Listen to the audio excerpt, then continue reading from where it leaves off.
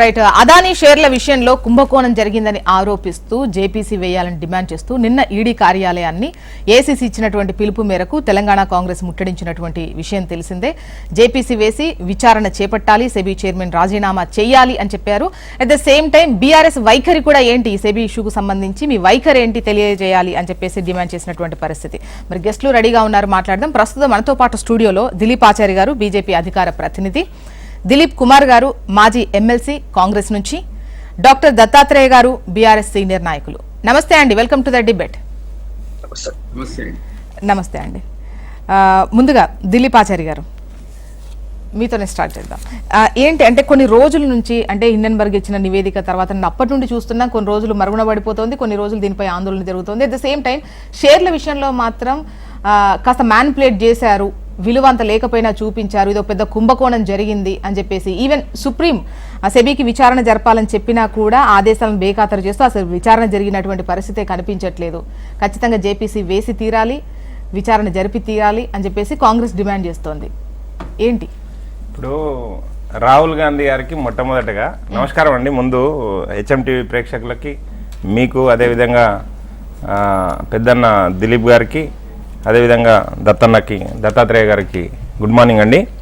ఇప్పుడు ఈరోజు అంశాలను పక్కదారి పట్టించే విధంగా, ప్రజలని లేదనుకుంటే ప్రజల దృష్టి మళ్లించే విధంగా ఈరోజు అదానీ అని చెప్పి, సెబీ అని చెప్పి వీరు ఒక ఆందోళన కార్యక్రమాలు, ఇక్కడ కూడా అధికారంలో ఉన్న పార్టీ. ఆశ్చర్యకరమైన విషయం ఏంటంటే అధికారంలో కాదు, మొట్టమొదటి దావోస్ పర్యటనలో ఈ రాష్ట్ర ముఖ్యమంత్రి మొట్టమొదటి దావోస్ పర్యటనలో 23,000 కోట్ల రూపాయల పెట్టుబడులు తీసుకొని వచ్చిర్రు. అదే ఇప్పటి వరకు రికార్డు తెలంగాణలో రేవంత్ రెడ్డి గారు సాధించుకున్న అతిపెద్ద పెట్టుబడి. అది ఎవరు పెట్టిర్రండి పెట్టుబడి? అదానీ గ్రూప్ పెట్టింది. అదానీ గారితో ప్రత్యేకంగా వీరు సమావేశమై గొప్పగా ప్రకటించుకున్నాడు. అదే అదానికి వ్యతిరేకంగా ఈరోజు మీరు రోడ్డు ఎక్కిండ్రు. మరి ప్రజలు గమనిస్తున్నారు, ఏం సమాధానం చెప్తారు? ఈ కాంట్రడిక్షనా కాదా, ద్వంద్వ విధానమా కాదా? ఒకవైపు అదానీ దగ్గర నుంచి 23,000 కోట్ల పెట్టుబడులు వచ్చినాయని చెప్పి గర్వంగా ఈడ అనౌన్స్ చేస్తారు. అదానీ గ్రూప్కు దోచి పెడుతున్నారు మా మోడీ గారు అని చెప్పి మరోవైపు ధర్నా చేస్తారు. మీ డొల్లతనమే కనిపిస్తా ఉంది కదా ఇక్కడ, ఇంకేమున్నది ఇక్కడ? ఇప్పుడు మీరు ఇంతకుముందు హిండెన్బర్గ్ రిపోర్ట్ గురించి మాట్లాడుతూ ఉన్నారు. హిండెన్బర్గ్ కంటే ముందు హిండెన్బర్గ్ ఆరోపణలు చేసిన తర్వాత సెబీ ఒక న్యాయ విచారణ కమిటీ వేసింది. దాని తర్వాత సుప్రీంకోర్టులో దీనికి సంబంధించిన పిటిషన్లు వేసిండ్రు. అందరూ లైన్లు కట్టి వాదించారు హిండెన్బర్గ్ గురించి సుప్రీంకోర్టులో. సెబీ అదానీ గ్రూప్ పైన చర్యలు తీసుకోవాలని చెప్పి సుప్రీంకోర్టు కూడా ఎక్కడా అక్రమాలు జరగలేదని చెప్పి తేల్చి చెప్పింది. సెబీ నియమించిన కమిటీ కూడా ఎక్కడా అక్రమాలు జరగలేదని చెప్పింది. అంటే సెబీ విచారణ కమిటీ పైన లేదనుకుంటే సుప్రీంకోర్టు వేసిన సిట్ పైన మీకు నమ్మకం లేదు. ఏదో పరదేశంలో ఉండే హిండెన్బర్గ్ సంస్థ ఇచ్చిన రిపోర్టును మాత్రం మీరు దాన్ని ముందుకు తీసుకొని వచ్చి దానిపైన ఈరోజు దేశవ్యాప్తంగా ధర్నాలు చేస్తామని చెప్తా ఉన్నారు. ఎంత దారుణమైన పరిస్థితో ఆలోచన చేయండి. అంటే ఈ రాష్ట్రంలో ఉండే బలమైన ఆర్థిక వ్యవస్థను, ఈరోజు దేశంలో బలమైన ఆర్థిక వ్యవస్థ, ప్రపంచంలోనే ఈరోజు అతిపెద్దగా దూకుడుగా వెళ్తున్న ఆర్థిక వ్యవస్థను చిన్నాభిన్నం చేయడం కోసం మీరు మోడీ వ్యతిరేకం అని చెప్పుకుంటూ దేశ వ్యతిరేక కార్యకలాపాలు చేస్తూ ఉన్నారు. కాంగ్రెస్ పార్టీని నమ్ముకుంటే నట్టేట మునుగుతాం. అందుకనే ఈరోజు మళ్ళీ మీరు ఎన్ని అవాకులు చెవాకులు ఇలాంటి ఆరోపణలు, చౌకబార ఆరోపణలు చేసినా ప్రజలు నమ్మలేదు. మూడోసారి మళ్ళీ నరేంద్ర మోడీ గారిని అధికారంలోకి తీసుకొని వచ్చారు. మీకు ఏమీ ఇష్యూ లేనందుకు ఏదో ఒక ఇష్యూని తీసుకొని వచ్చి ముందు పెట్టి ప్రజల్ని మభ్యపెట్టడం కోసము, లేదనుకుంటే మీరు ఇచ్చిన గ్యారంటీల గురించి ఇక్కడ రోడ్లు ఎక్కుతా ఉన్నారు రైతులు ఒకవైపు. వాటి గురించి మాట్లాడకుండా, వాటి గురించి ఆలోచన చేయకుండా మీరు హిండెన్బర్గ్ ఏదో విదేశీ కంపెనీ హిండెన్బర్గ్ సమర్పించిన రిపోర్ట్ అంట, దాని మీద మీరు ఈడీ కార్యాలయాలు ముట్టయిస్తామని చెప్పి నిన్న జనజీవనాన్ని స్తంభించారు. ఈ రాష్ట్ర ప్రభుత్వము ఒక ఏ బాధ్యతారహితంగా ప్రవర్తించడం ఎంతవరకు సమంజసం అని చెప్పి నేను సూటిగా ప్రశ్నిస్తా ఉన్నా. ఇంకొక విషయం ఏంటంటే హిండెన్బర్గ్ ప్రవేశపెట్టిన సమర్పించిన రిపోర్టును ఆధారంగా చేసుకొని మీరు ఈ విధంగా మాట్లాడడానికి మేము ఎట్టి పరిస్థితుల్లో ఒప్పుకోము. అదానీ గ్రూప్లో ఎల్ఐసి అదేంది డిపాజిట్ చేసిందని చెప్పి మీరు ఆరోపిస్తున్నారు కదా. ఎల్ఐసి ఈరోజు ఎన్ని వేల కోట్ల రూపాయలు సంపాదించిందో తెలుసానండి? ఈ ఫైనాన్షియల్ ఇయర్ లో ఎల్ఐసి మీరు మునిగిపోతుంది, ఎల్ఐసిని ప్రైవేట్ పరం చేస్తున్నారు అని చెప్పి ఏదైతే ఆరోపణలు చేసినారో ఆ ఆరోపణలకు ధీటుగా ఈ రోజు ఎల్ఐసి 43,000 కోట్ల రూపాయల సంపాదన ఈ ఫైనాన్షియల్ ఇయర్ లో, దాని లాభము 43,000 కోట్ల రూపాయలు. ఆషామాషి ఏ ప్రైవేట్ కంపెనీ కూడా ఇంత పెద్ద ఎత్తున సంపాదించలేదు. ఎల్ఐసి సంపాదించింది. ఎస్బీఐ మునిగిపోతుందని చెప్పారు, ఎస్బీఐ 21,000 కోట్ల రూపాయలు సంపాదించింది.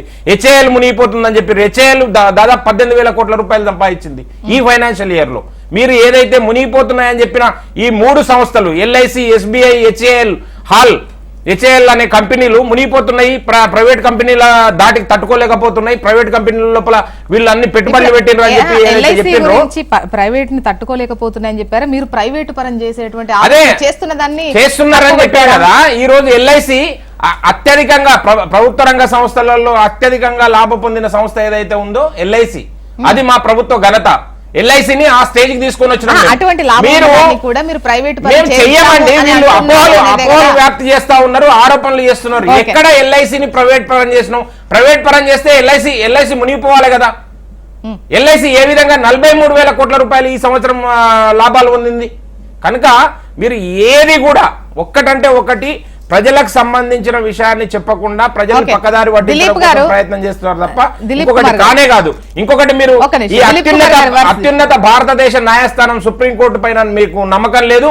విదేశీ సంస్థ సమర్పించిన హిండెన్బర్గ్ రిపోర్ట్ పైన మీకు నమ్మకం ఉంది. దిలీప్ కుమార్ గారు,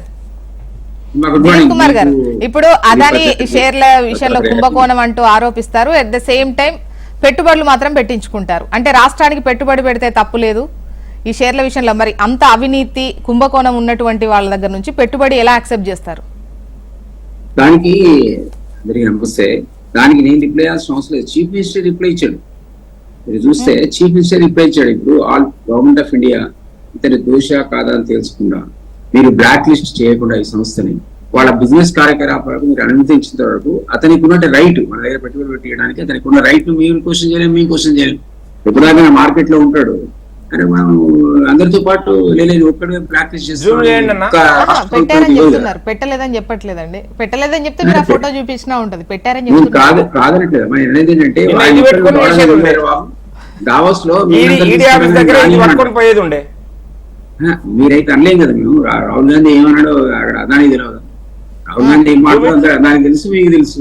మరి మీరు అతని బ్లాక్ లిస్ట్ చేయకుండా ఇతని దోషం నిర్దోషం మీరు చెప్పకుండా మేము వచ్చే పెట్టుబడులు తీసుకొస్తా అంటే వద్ద నన్ను నేను మాట కాదు, సీఎం అన్నాడు ఈ మాట. సరే ఒక ఆస్పెక్ట్ ఏంటన్నా, ఇప్పుడు సెబీలో అవకతవకలు జరిగాయి అనమాట. అది ఎక్కడి సంస్థ దిలీప్ కుమార్ గారు, అంటే సెంట్రలే బ్లాక్ లిస్ట్ చేసి ఇవ్వాల్సి ఉంటుందా రాష్ట్రానికి సంబంధించి? వాళ్ళ అంటే క్రెడిట్స్ చూసే కదా యాక్సెప్ట్ చేసేటువంటి అవకాశం. లేకపోతే 10 మంది వచ్చి మీకు ఇన్వెస్ట్మెంట్ పెడతాం అంటాడు, నువ్వు ఎప్పుడు రాకురా బాబు నీ మీద మాకు దొంగగాని మనం చెప్తామా? అది ఇండస్ట్రియల్ వేరే వచ్చే వాడికి కూడా అనుమానంగానే ఉంటది. కాదు కదా మరి ఎక్కడ రాలే కదా రిపోర్ట్ ఆయన చెప్తున్నాడు. ఇదే పద్ధతిలో ఇప్పుడు ఎస్సీ ఎంక్వైరీలో రాలేదు, ఇది కొత్తగా వచ్చినట్టు ఇండియన్ రిపోర్ట్ లో రాలేదు. ఈవెన్ ఎస్సీ కూడా సుప్రీంకోర్టు ఎంక్వైరీలో కూడా ఏమి రాలేదు. అదే విధంగా సీనియర్స్ కమిటీ ఇంకా నడుస్తూనే ఉందంటే ఇవన్నీ కూడా ప్రభుత్వాలు నిజాన్ని దేశాల్చుకుంటే ఒక పద్ధతిలో ఉన్నటువంటి ఎంక్వైరీలు ఉంటాయి. నిన్న జరిగిన కలకత్తా డాక్టర్ విషయంలో కూడా సుప్రీంకోర్టు ఇంటర్వ్యూ అయిన దాకా మరి జూనియర్ డాక్టర్లు సంబంధించి విరమించలేదు కదా. ఎందుకంటే మీ ప్రభుత్వం మీద వాళ్ళకి నమ్మకం లేదు. వాళ్ళు సుప్రీంకోర్టు డైరెక్షన్ ఇచ్చి రిక్వెస్ట్ చేస్తే విత్డ్రా చేసుకున్నారు. అంటే వ్యవస్థలో supreme court credibility government of India కూడా లేకుండా పోయింది, బెంగాల్ గవర్నమెంట్ లేకుండా పోయింది. అక్కడ స్థానికంగా ఉన్నటువంటి సమస్యల మీద దేశవ్యాప్తంగా మీ సంస్థల మీద ఒక విశ్వాసం మీద ఆధారపడి ఉంటాయి ఇష్యూస్ అని. కాబట్టి ఎప్పటివరకు అయితే మీరు ఆయన దొంగరారు వస్తారా బాబు అంటే రా అంటాం మనం. పోయేది 23,000 కోట్లు పట్టుకొస్తుంటే తెస్తాడు. రేపు మీరు దొంగని మీరు లోపలే ఏంటి, మా పరివేలు ఉన్నది కాదు కదా. షేర్ మార్కెట్ కానీ సెబీ కానీ అన్ని మీవే కదా. కాదన్నా, ఇంత కాంట్రడిక్షన్ ఎందుకు? మీరు దొంగ అంటున్నారు, మళ్ళీ ఆయన దగ్గరనే కాలబేరం పోయి ఎందుకు పెట్టుబడులు పెట్టిస్తా ఉన్నారు? దొంగల దగ్గర పెట్టుబడులు ఎందుకు దేవరించవలసిన పరిస్థితి వచ్చింది? అది కూడా విదేశాల 23,000 కోట్లు రాష్ట్రానికి రావద్దని మీరు అనుకుంటే మీరు ప్రకటించండి దొంగని. మేము నువ్వు రావడానికి వీలేదు, ఒక లెటర్ ఇష్యూ చేస్తుంది. ఆహా కాదు ఏం ఇక్కడ మాట్లాడుతున్నారు? ఒక్క నిమిషం దిలీప్ ఆచార్య గారు, దిలీప్ కుమార్ గారు, ఇప్పుడు వాళ్ళు అదానికి సంబంధించి అటువంటిది ఏమీ లేదు, క్లియర్ గానే ఉంది. ఆల్రెడీ సుప్రీం అండర్ లో విచారణ జరిగినటువంటి క్రమంలో అంటే ఒక కమిటీ వేయడము, దానికి సంబంధించి ఏం పెద్ద లేవు, మాకేం ప్రాబ్లం లేదని సెంట్రల్ అంటోంది. ఇక్కడ ఆందోళన చేస్తుంది కాంగ్రెస్. కాంగ్రెస్ కుంది కాబట్టి మీరు ఆ పర్టికులర్ పర్సన్ అదానికి సంబంధించే ఇష్యూ లేవనెత్తుకొని ఆందోళన చేస్తున్న క్రమంలో మీరే ఆగాలి కదా ముందు. వాళ్ళు ఎందుకు క్లీన్ చిట్ ఇవ్వడమో లేకపోతే వాళ్ళని బ్లాక్ లిస్ట్ లో పెట్టడమో వాళ్ళు ఇచ్చినా ఇవ్వకపోయినా ఆయన చాలా నీతిమంతుడు, చాలా నీతి నిజాయితీతో వ్యాపారం సంపాదించాడని మీరు గత ఇష్యూస్ అన్ని సర్టిఫికేట్ ఇస్తే ఆ టైంలో ఉన్న పెట్టుబడి పెట్టమంటాం. కొత్తగా దిలీప్ గారు సుప్రీం కోర్టు ఒకసారి క్లియరెన్స్ ఇచ్చిందంటే, సెబీ క్లియరెన్స్ ఇచ్చిందంటే, వాళ్ళది సెబీలో లిస్ట్ అయిన కంపెనీలు ఉన్నాయంటే అన్ని క్లియరెన్స్ ఉన్నట్టే, అన్ని న్యాయబద్ధంగా పనులు జరుగుతున్నట్టే. దిలీప్ కాదనట్లేదు. అదే విషయం చెప్పండి. జాయింట్ పార్లమెంటరీ కమిటీ ఏంటి, కొత్తగా రిలేషన్స్ వచ్చినాయి కదా సెబీ ద్వారా. ఇప్పుడు ఇండియన్బర్గ్ కొత్త ఇష్యూ మీద తీసుకొచ్చింది. ఇండియన్బర్గ్ ఎవరండి? ఇండియన్బర్గ్ అమెరికాలో విశ్వాసం లేని సంస్థ. దిలీప్ ఆచార్య గారు, ఇండియన్బర్గ్ గురించి విచారణ జరిపి సెబీ రిపోర్ట్ ఇచ్చింది, సుప్రీం కోర్టులో విచారణ జరిపి సుప్రీం కోర్టు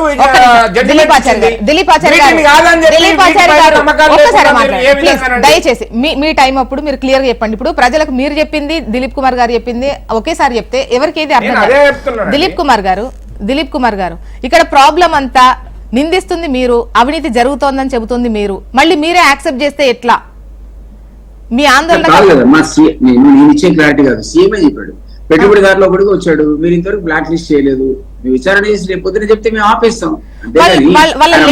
పెట్టుబడులకు సంబంధించి షేర్లకు సంబంధించి అంత మ్యానిపులేట్ చేస్తారు, తక్కువ ధర ఉన్నాయి ఎక్కువ ధరకు చేసి చూపిస్తారు, ఇదే కదా వాళ్ళ మీద ఉన్నటువంటిది. మరి పెట్టుబడి ఇన్ని వేల కోట్లు పెడతారంటారు, మరి నిజంగా చెప్పలేం కదా. ఆ ఎంఓయూ కుదుర్చుకున్న తర్వాత పెట్టిన పెట్టుబడి అంత పెడతారా పెట్టరా అన్నటువంటి డౌట్ గానీ ఏవైనా ఖచ్చితంగా ఉంటాయి కదా కంపెనీస్ మీద, ఉండవా? కాదనట్లేదమ్మా, ఆయన ఇప్పుడు మీరే చెప్తున్నారు ఒక పక్క ఏంటంటే ఆయనకి ఏ విధమైనటువంటి ఇవి లేవు, ఆ సంస్థని బోగస్ బహార్ ఇది దేశానికి బయటటువంటి సంస్థ. అక్కడ ఎస్సీ కూడా చెప్పింది, సెమీ కూడా రేపు ఒక కమిటీ వేసి దాని కూడా వస్తుంది మీరే చెప్తున్నారు. నేను చెప్పే ఎలివేషన్ కౌంటర్ చేస్తున్నారు, అది పాత ఎలివేషన్ రాహుల్ గాంధీ చేసింది. ఇప్పుడు కొత్తగా లేటెస్ట్ వచ్చిన దాంట్లో దీన్ని జాయింట్ పార్లమెంటరీ ప్రూఫ్ వేయండి పోనీ, మీకు అంత కాన్ఫిడెన్స్. బీఆర్ఎస్ వర్షన్ కూడా తీసుకుందాం. దత్తాత్రేయ గారు, ఏంటి ఈ ఇష్యూ పైన ఏంటి మీ వైఖరి ఏంటి? ఇప్పుడు ఒకటే అండి, ఇప్పుడు దేశంలో ఆర్థిక వ్యవస్థ మొత్తం కూడా ఆదాని అంబానీ చేతుల్లో ఉండి పేదవాడు నిర్ణయం అనేటువంటి పాత్ర లేకపోవడం చాలా బాధాకరం. ఇక్కడ కాంగ్రెస్ పార్టీ చెప్తుందని కాదు గాని అత్యంత ఎక్కువగా ఈ దేశంలోనే కాదు, భారతదేశంలోనే కాదు, ఏ దేశంలో కూడా అవినీతిపై పూర్తి స్థాయిలో ఒక డిగ కన్నుతో రీసెర్చ్ చేసేటువంటి ఒక హిడెన్బర్గ్ అనేటువంటి సంస్థ షార్ట్ లిస్ట్ చేసింది. ఏమన్నది, భారతదేశంలో సెబీ అధ్యక్షురాలిగా అంటే చైర్మన్ గా నియమించబడినటువంటి మాధవి పూరి అనేటువంటి వ్యక్తి ఫస్ట్ టైం భారతదేశ చరిత్రలో ఒక ప్రైవేట్ ఉమెన్ ఎంప్లాయ్ అంటే ఉమెన్ బిజినెస్ ఎంటర్ప్రెన్యూర్, ఒక ఉమెన్ ఎంటర్ప్రెన్యూర్ ని ప్రైవేట్ పర్సన్ ని నియమించారు. రెండోది, ఆమె అహ్మదాబాద్ కు చెందినటువంటి వ్యక్తి అంటే గుజరాత్ మూలాలు ఉన్నటువంటి వ్యక్తి. రెండోది, ఆమె భర్త దేవాల్ బూచి అనేటువంటి వ్యక్తి ఇవాళ ఈ వినోద్ ఆదాని గారితో కుమ్ముక్కై ఈ సంస్థలో ఉన్నటువంటి పెట్టుబడులు అంటే సెబీ అంటే security and exchange board of India, భారతదేశంలో ఉన్నటువంటి అన్ని సెక్యూరిటీస్ ని విచ్చలవిడిగా ఈ ఆదాని సంస్థ అయినటువంటి ఏదైతే వినోద్ ఆదాని పేరు మీద ఉన్న వాటికి ముక్కుమ్మడిగా వాళ్ళ భర్తతో కుమ్ముక్కై మార్చేసింది, అంటే పంపించేసింది, షార్ట్ లిస్ట్ చేసింది, దానికి మొత్తం కూడా నిధులన్నిటి కూడా తరలించింది. సో ఇప్పుడు దీనిపైన యాక్షన్ తీసుకోవాల్సింది ఎవరండి? నియమించినటువంటి సంస్థకు నియమించారు చైర్మన్ గా సెబీకి. ప్రభుత్వంలో అధికారంలో ఎవరున్నారు? బీజేపీ పార్టీ కదా. మరి అంటే భారతదేశంలో ఆదాని అంబానీలకు యాదేచ్ఛగా ఏది తరలి వెళ్ళినా కూడా చూస్తూ కూర్చుంటుందా అంటే బీజేపీ? ఇప్పుడు నేను అనేది ఇప్పుడు అంటే కాంగ్రెస్ పార్టీ చేస్తున్న ధర్నాకు మద్దతుగానో లేకపోతే బీఆర్ఎస్ పార్టీ నాయకుడుగానో కాదు, ఒక దేశ ఆర్థిక వ్యవస్థపై అవగాహన ఉన్న ఒక పౌరుడిగా మాట్లాడుతా ఉన్నాను. దేశ ఆర్థిక వ్యవస్థ ఆదాని అంబానీ చేతుల్లో చిన్నాభిన్నమైతూ పేద మధ్యతరగతి తరగాల మధ్య అంతరం పెరుగుతూ ఉంటే మీరు ఏదైనా ఒక రాజ్యాంగబద్ధమైన సంస్థలకు అధిపతులను నియమించేటప్పుడు ఏ రాజకీయ ప్రమేయమో లేకపోతే ఏ బిజినెస్ ఆనవాళ్ళు ఉన్న వాళ్ళని నియమించకూడదు. కానీ ఇవాళ నరేంద్ర మోడీ గారు అధికారంలోకి వచ్చిన తర్వాత యథేచ్ఛగా ఇదే జరుగుతా ఉంది. దీని ద్వారా ఎన్ని కోట్ల జరిగిందో తెలుసా అండి? 2,63,000 కోట్ల నిధులు దుర్వినియోగానికి పాల్పడింది. అందుకే కదా చెప్తా ఉంది హిడెన్బర్గ్ చాలా స్పష్టంగా చెప్తా ఉంది, భారతదేశంలో అతిపెద్ద అవినీతికి మూలం పడింది సెబీ కేంద్రంగా జరిగింది. అది మాధవి పూరి వాళ్ళ హస్బెండ్ దేవాల్ పూరి వాళ్ళ జరుగుతా ఉంది. సో దీన్ని కాంగ్రెస్ పార్టీ ప్రశ్నిస్తా ఉంది. వాళ్ళ బలమైనటువంటి ప్రతిపక్ష నేతగా రాహుల్ గాంధీ గారు ప్రశ్నించారు. తప్పేముందని ప్రశ్నించకూడదు ఆర్థిక అవినీతి జరిగితే? సో మరి దీని మీద ఇద్దరు దొందే అదాని గారు పెట్టుబడులు పెట్టారు. ఎందుకు పెట్టారంటే మేము అందరికి తెలుసు కదా. రాహుల్ గాంధీ గారేమో అదాని గారిని ఓ చోర్ హే అంటాడు. ఇవాళ రేవంత్ రెడ్డి గారేమో పోయి ఓ మేర దోస్త్ హే అంటాడు. దోస్త్ అని తీసుకొచ్చి నిధులు తీసుకొస్తాడు. ఇప్పుడు దేశం మొత్తం కూడా ఆదానికి తాకట్టు పెడుతున్న విషయం మనం అందరం మాట్లాడుతూనే ఉన్నాం. ఈ దేశంలో ఉన్నటువంటి దాదాపుగా ప్రభుత్వ రంగ సంస్థల్లో 360 సంస్థల్లో 180 సంస్థలు ఆదాని గారికి అప్పనంగా అప్పచెప్పారు కదా మోడీ గారు అధికారంలోకి వచ్చి. దేశంలో ఉన్నటువంటి ఆకాశంలో ఉన్న ఎయిర్లైన్స్ నుంచి మొదలుకొంటే భూమి లోపల ఉన్నటువంటి బొగ్గు గనుల వరకు, ఎయిర్ ఇండియా మొదలుకొంటే ఎయిర్పోర్ట్లు కావచ్చు, స్టేడియాలు కావచ్చు, మనం మాట్లాడుతున్నటువంటి సిమెంట్ కార్పొరేషన్ కావచ్చు, ఇంకా ప్రతిదాన్ని కూడా ఆదాని అయితేనే ఈ దేశాన్ని ఆర్థిక స్థితిగతుల నుంచి బాగుపరచడం. దాదాపుగా 6,000 ర్యాంకు ఉన్నటువంటి ఆదాని ఇవాళ 2వ స్థానానికి 3వ స్థానానికి ఆర్థిక స్థితిగతుల్లోకి వచ్చాడంటే మనం కాదు ప్రోబ్ సంస్థ నిర్వహించినటువంటి ర్యాంకుల్లో చూస్తున్నాం కదా ఆదాని ఏ విధంగా అది ధనికుడయ్యాడు. ఇవాళ మోడీ అమిత్ షాల యొక్క సపోర్ట్ లోనే అవుతున్నాడు కదా మేడం. నేను అనేది ఏంటంటే ఇవాళ సెబీ అనేటువంటిది చేస్తున్నటువంటి అవినీతిలో ఒక రాజకీయ ప్రమేయం ఉన్నటువంటి వ్యక్తి, ఒక బిజినెస్ ప్రమేయం ఉన్నటువంటి వ్యక్తిని నియమించడమే దానికి దారి తీసింది. కాబట్టి ఖచ్చితంగా ఆమె రాజీనామా చేయాలా, ఒక ఐఏఎస్ ఆఫీసర్ లేకపోతే ఒక బిజినెస్ లో ఫైనాన్షియల్ అవగాహన ఉన్నటువంటి వ్యక్తిని నియమించాలని బీఆర్ఎస్ పార్టీ తరఫున కోరుతా ఉంది. దిలీపాచారి గారు, జ్యోత్స్న గారు, నేను సూటిగా చెప్తున్న అంశాలు వీరు అన్ని ఈ డొంకతురుడు ముచ్చట్లు వద్దు. ఏది స్ట్రేట్ గా అడగట్లేదు. వారు చెప్పే అంశాలు, వాళ్ళు కుమ్ముక్కు రాజకీయాలు, లోపాయికారు ఒప్పందాలు, వాళ్ళ రాజకీయాలను పబ్బం గడుపుకోవడం కోసం ప్రయత్నం చేస్తా ఉన్నారు. గడిచిన పార్లమెంట్ ఎన్నికల కంటే ముందు హిండెన్బర్గ్ నివేదిక వచ్చింది. హిండెన్బర్గ్ అనే సంస్థ ఒక విదేశీ సంస్థ. దానికి ఏమి శాంక్టిటీ లేదు. అది ఒక అంటే అక్రమ ఆర్థిక కార్యకలాపాలు చేయడం కోసము ఉన్నాయి లేనట్టు చూపించడం, లేని ఉన్నట్టు చేయడము, లేకుంటే కంపెనీలను బ్లాక్ మెయిల్ చేయడము. ఆ విధంగా అమెరికాలో నిషేధానికి గురైన సంస్థ హిండెన్బర్గ్. మీరు ఆ హిండెన్బర్గ్ సంస్థ గురించి ఇంత గొప్పగా అదే భగవద్గీత, అదే ఖురాను, అదే బైబిల్ అన్నట్టు మాట్లాడుతూ ఉన్నారంటే ఆశ్చర్యం అవుతుంది. ఈ దేశంలో ఉండే సంస్థలు కానీ, ఈ దేశంలో ఉండే ఆర్థిక అసలుకి గడిచిన పార్లమెంట్ ఎన్నికల్లో ఈ అంశం లేవనెత్తిండ్రు. ఈ అంశం పైన సుప్రీంకోర్టు ఒక సిట్ అనే ఒక సంస్థను ఏర్పాటు చేసి నివేదిక తెప్పించుకొని విచారణ జరిపి క్లీన్ చిట్ ఇచ్చింది. హిండెన్బర్గ్ ఆరోపించిన ఆరోపణలు ఏవి కూడా కరెక్ట్ కావు అని చెప్పింది. దాని తర్వాత ఎక్కడ కూడా భారతదేశ ఆర్థిక వ్యవస్థను చిన్నాభిన్నం చేయాలని ఏదైతే సంస్థలు, జార్జ్ సోరోస్ లాంటి వాళ్ళు అంతర్జాతీయంగా చైర్మన్ రాజీనామా చేయాలని పట్టుబడుతున్నారు. ఇప్పుడు మీరు ఎవరన్నా రాజీనామా చేయమంటారు, రేపు మోడీ గారిని కూడా రాజీనామా చేయమంటారు. ఏముంది దానికి? ఏమన్నా ట్యాక్స్ పడుతుందా? రాజీనామా చేయమంటే వీళ్ళకి ట్యాక్స్ పడేటట్టు ఉంటే ఒక్కడంటే బయటకు వచ్చి మాట్లాడాడు. ఒక 100 రూపాయలు ట్యాక్స్ వేస్తారు అని అనుకుంటే 100 రూపాయలు ఈ 4 ట్యాక్స్ వేస్తారంటే ఒక్కడు కూడా బయటికి రాడు. ఎందుకు రాజీనామా చేయాలండి? దేనికి రాజీనామా చేయాలి? ఎవడో విదేశీ సంస్థ బహిష్కరించిన విదేశీ సంస్థ రిపోర్ట్లు ఇస్తే దాని ఆధారంగా భారతదేశ ఆర్థిక వ్యవస్థను చిన్నాభిన్నం చేసుకోవడం కోసం, మనల్ని మనం ఆత్మహత్య చేసుకోవడం కోసం ప్రవర్తించాలన్నా? అది వీళ్ళు చెప్తే, ఈ దొంగలు చెప్తే. హీనమైన కాంగ్రెస్ పార్టీ, హీన చరిత్ర కలిగిన కాంగ్రెస్ పార్టీ. ఒకవైపేమో అదాని దొంగ అని చెప్తారు, ఒకవైపేమో అదాని బెస్ట్ ఇన్వెస్టర్ అని చెప్తారు. ఏ విధంగా ఉందండి? అందుకనే మేమేం చెప్తా ఉన్నాము, ఇప్పటికి కూడా భారతదేశము ఈ ప్రపంచంలో 5వ అతిపెద్ద ఆర్థిక వ్యవస్థ. మీరు ఎన్ని కుట్రలు చేసినా, ఎన్ని ఇబ్బందులకు గురి చేసినా, ఎన్ని లేనిపోని ఆరోపణలు చేసినా భారతదేశ ఆర్థిక గమనాన్ని మాత్రం మీరు అడ్డగించే శక్తి లేదు.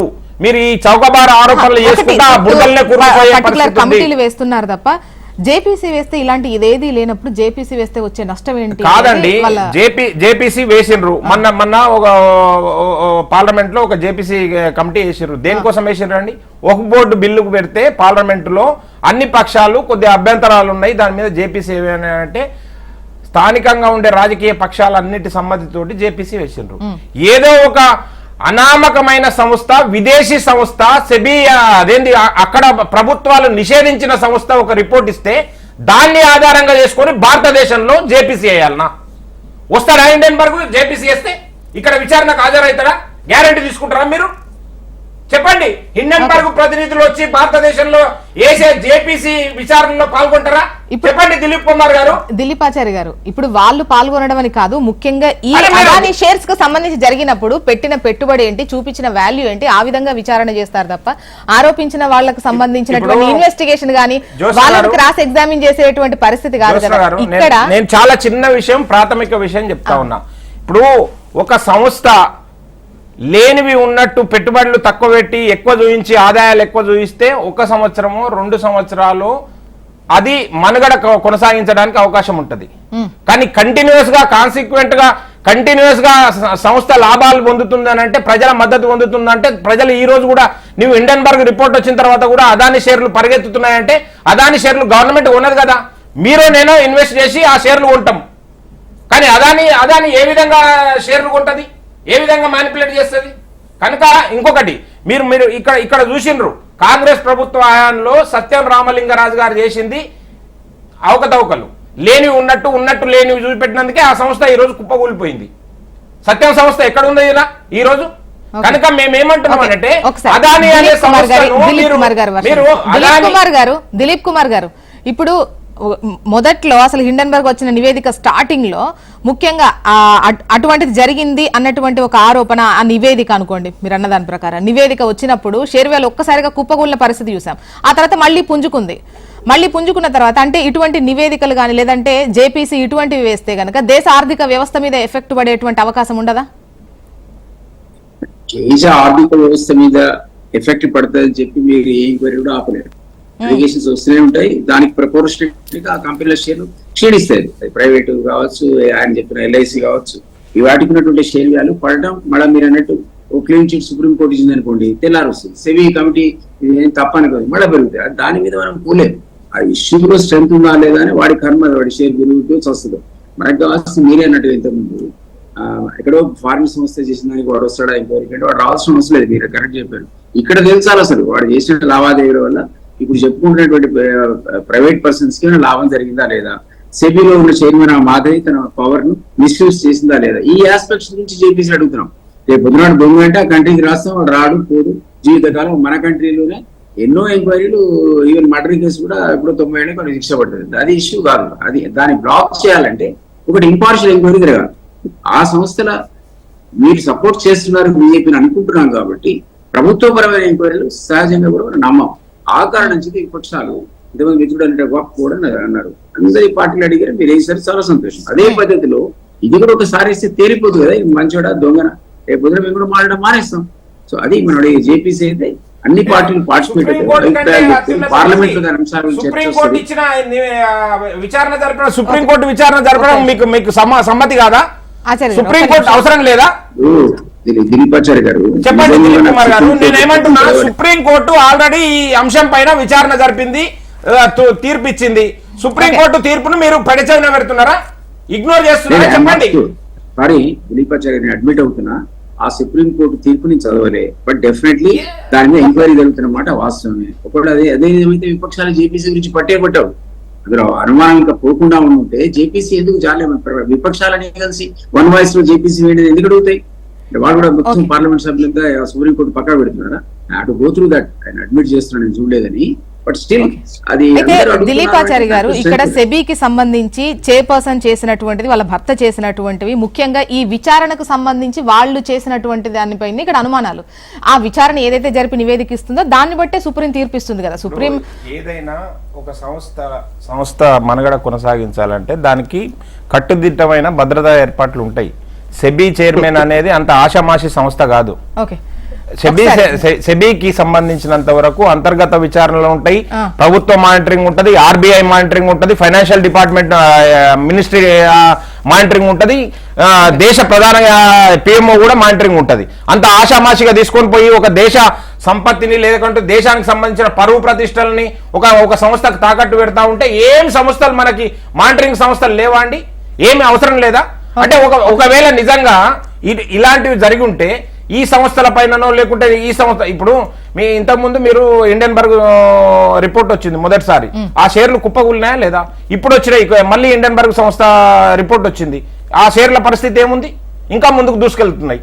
అంటే మీరు ఒకసారి చెప్తే అబద్ధాన్ని తేలికగా నమ్మడానికి అవకాశం ఉంటుంది. పదే పదే అదే అబద్ధాన్ని మళ్ళీ చెప్పుకుంటూ ఉంటే ప్రజలు ఎవరు నమ్మే పరిస్థితిలో లేరు. ఈ దేశం అసలు నమ్మే పరిస్థితిలో లేదు. ఈ దేశంలో ఉండే అత్యున్నతమైన దత్తాత్రేయ గారు మళ్ళీ నెక్స్ట్ టాపిక్ లో కూడా వెళ్ళాలి, వాళ్ళ వర్షం తీసుకుందాం. దత్తాత్రేయ గారు. మేడం, ఇప్పుడు దేశవ్యాప్తంగా జరుగుతున్నటువంటి ఒకే వ్యక్తికి ధారాళంగా దేశ సంపదను అప్పచెప్తున్నది మనం కళ్ళారా చూస్తూనే ఉన్నాం. ఒకటి కాదు, రెండు కాదు కదా. ఇప్పుడు అదాని అనేటువంటి వ్యక్తి నరేంద్ర మోడీ గారి ప్రభుత్వాన్ని వెనుకాల ఉంది, ఆర్థిక మీరు చదువుకున్న వాళ్ళు యువకులు కొద్దిగా నిజాలు మాట్లాడండి. ఇప్పుడు మీది వస్తుంది, ఇప్పుడు నెక్స్ట్ సబ్జెక్ట్ వస్తుంది, మాట్లాడడానికి కొద్దిగా సబ్జెక్ట్ ఉంచుకోండి. మీరు దోషిపెట్టారు మెగా కంపెనీకి, అన్ని కాంట్రాక్టులు మెగా చేయించారు, అన్ని కాంట్రాక్టులు మెగా చెప్తా.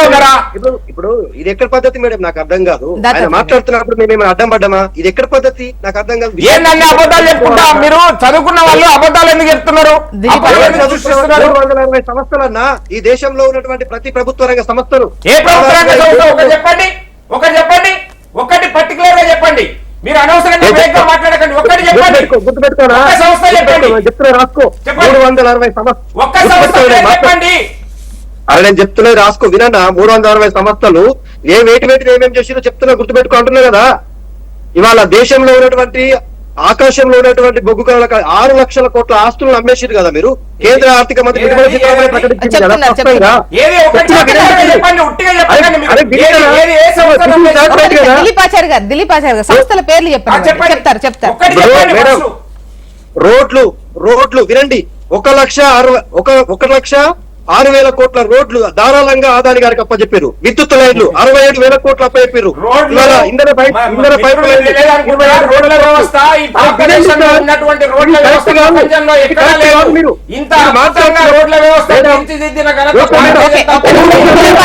దిలీప్ ఆచార్య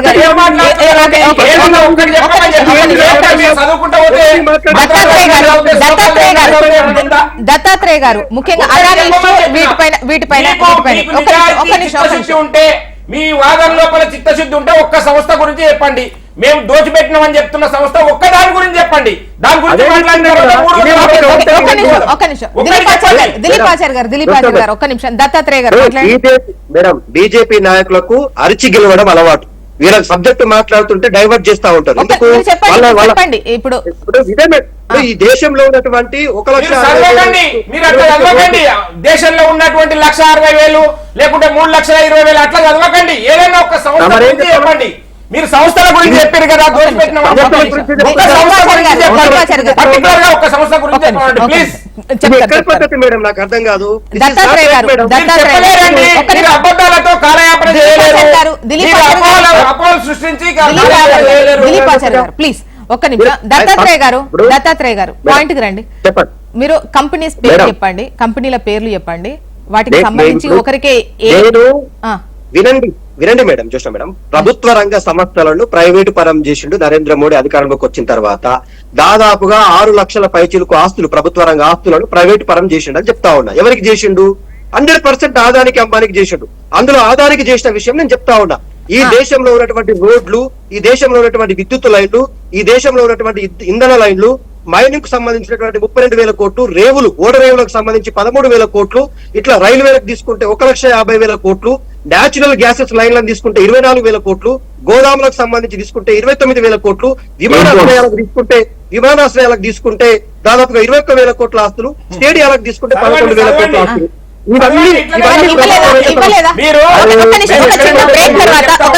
ఇప్పుడు ఏదైతే దత్తాత్రేయ గారు చెప్పారో, మీరు సంస్థలు లెక్కతో సహా అంటే ఆయన కొన్ని వేల కోట్ల లెక్కలు చెప్పారు, లక్షల కోట్ల లెక్కలు చెప్పారు. ఏంటి అవునా కాదా? నేను ఒక విషయం చెప్తా ఉన్నా. కాంగ్రెస్ పార్టీ కూడా దీంట్లో భాగమే కదా. మొన్నటి దాకా రేవంత్ రెడ్డి గారు, నేను ఒక చిన్న ఎగ్జాంపుల్ చెప్పి నేను సమాధానం చెప్తా. కోమటిరెడ్డి రాజగోపాల్ రెడ్డి గారు ఉన్నారు. ఒక జార్ఖండ్ లో ఒక బొగ్గు గనిని 20,000 కోట్ల రూపాయలకి భారతీయ జనతా పార్టీలో చేరినందుకు ఆయన 18,000 కోట్ల రూపాయల బొగ్గు గనిని కేటాయించారు ఆయనకు అని చెప్పారు. ఆయన ఏం చెప్పిండు, నేను ఓపెన్ టెండర్లో తీసుకున్నా, అది 20 సంవత్సరాలకు సంబంధించిన నేను బొగ్గు ఎత్తిపోయాలి, దానికి నాకు కూలీ ఇస్తున్నారు అని చెప్పి ఆయన చెప్పిండు. అట్లనే ఇప్పుడు రేవంత్ రెడ్డి గారు ఆయన మీద ఆరోపణ చేసిండు. మళ్ళీ తర్వాత ఇప్పుడు కాంగ్రెస్ పార్టీలో జాయిన్ అయ్యిండు. ఆయన వాళ్ళ అన్ననేమో మంత్రి గారు, ఆయననేమో ఈడ. అంటే నేనేమంటున్నా వీరు కూడా ఏందనంటే ఆ 3 లక్షల కోట్లు 2 లక్షల కోట్లు ఇప్పుడు రోడ్ ప్రాజెక్టులు ఉన్నాయండి. రోడ్ ప్రాజెక్టులు ఇది యూనివర్సల్ బిడ్డింగ్, గ్లోబల్ బిడ్డింగ్స్. మీలాగా ఒక మెగా కంపెనీకే వచ్చి మెగా కంపెనీ టిక్కు కొట్టినకే కాంట్రాక్ట్లు ఇస్తారు, లేదనుకుంటే ఇంకెవరికి ఇయ్యరు అన్నట్టు ఉండదు. మెగా కంపెనీ ఒకటే నిమిషం, మెగా కంపెనీ ఎన్ని చేసిందంటే మిషన్ భగీరథ మెగా కంపెనీ చేసింది, కాళేశ్వరం మెగా కంపెనీ చేసింది, పాలమూరు రంగారెడ్డి ప్రాజెక్ట్ లో మొత్తం రిజర్వాయర్లకు సంబంధించిన పంప్ హౌజులు ఆయనే చేస్తున్నాడు. దేశంలో ఎవరు పంప్ హౌజుల నిర్మాణం చేసే కాంట్రాక్ట్లే లేరా? మీరు దోచిపెట్టిన వాళ్ళు, మెగా కంపెనీకి దోచిపెట్టిన వాళ్ళు మీరు. నేనేం చెప్తున్నానంటే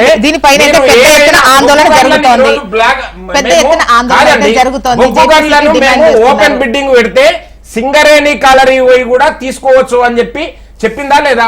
మీకు కేటాయించిన బొగ్గు గన్లు మీకు చేత కాకపోతే 2015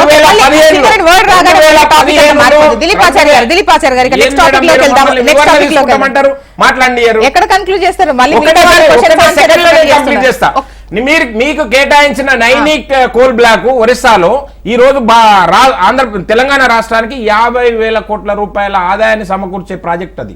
మీరు మీ అసమర్థత వల్ల 2015లో కేటాయిస్తే ఇప్పటిదాకా అది పనులు ప్రారంభించలేదు. ఇప్పుడు మా కిషన్ రెడ్డి గారు వచ్చిన తర్వాత ప్రారంభించారు ఆ పనులు. దయచేసి ఒకటి ముఖ్యంగా ఈ అదాని షేర్స్ కు సంబంధించి సెబీ ఇష్యూకు సంబంధించి స్కామ్ అంటూ వాళ్ళు జేపీసీ వేయాలని అయితే డిమాండ్ చేస్తున్నారు, ఆందోళన చేస్తున్నారు. నిన్న ఈడీ కార్యాలయాన్ని ముట్టడించారు, మున్ముందు మరింత ఆందోళన తీవ్రతరం చేస్తామని అంటున్నారు. చూద్దాం ఏం జరుగుతుందో. అండ్ మీ వర్షన్ ఏంటంటే ముఖ్యంగా అంటే ఇది కాదు అని చెప్పే కన్నా ముఖ్యంగా అన్ని పక్షాలు ఉండి దీనిపైన విచారం ఉంటే బాగుంటుందని వాళ్ళ ఇది. నెక్స్ట్ టాపిక్ లోకి వెళ్దాము. రుణమాఫీకి సంబంధించి